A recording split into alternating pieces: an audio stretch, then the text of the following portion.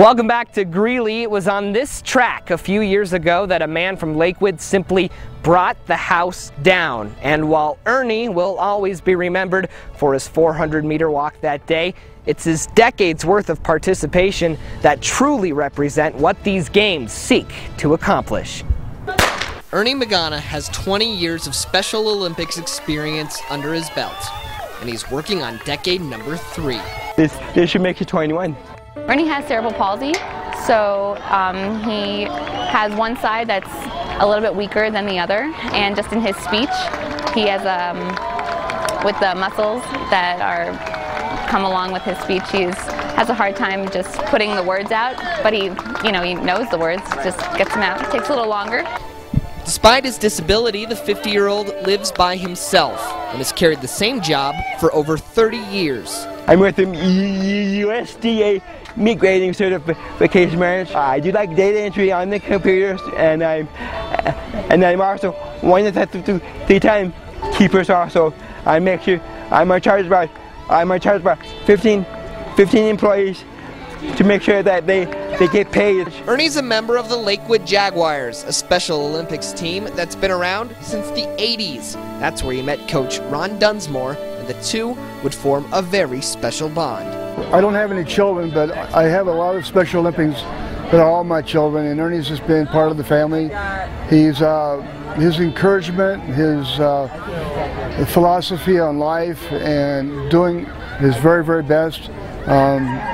He's always been there, and he always brags about his coach, and I always brag about him, so we kind of play the game together.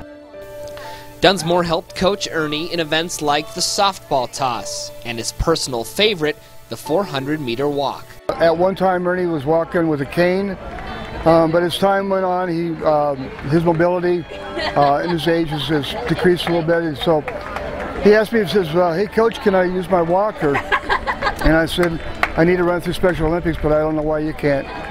That's your feet, it's your legs, it's what gets you around. And so he's been using his walker now for about 4 years. Ernie heads into every race with a personal time to beat, but his ultimate goal remains the same. I don't care if I come my first or last place. My favorite thing is to cross over the finish line. It was during that 400-meter walk a few years ago that his goal was tested more than ever.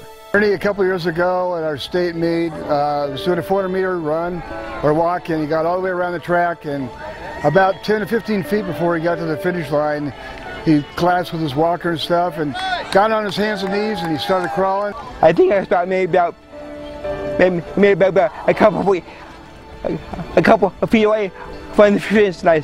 And something happened to my walker, and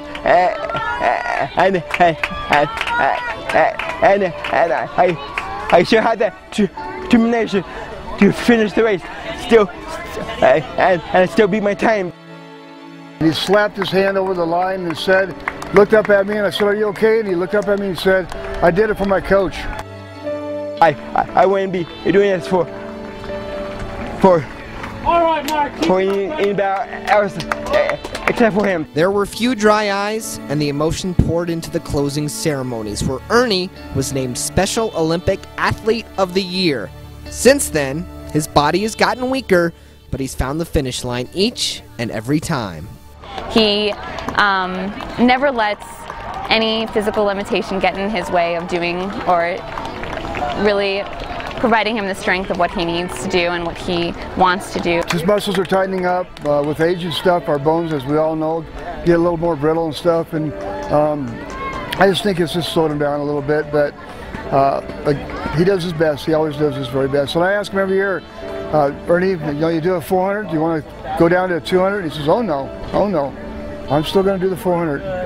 It's right on my disability. I'm able to do things that normal people does.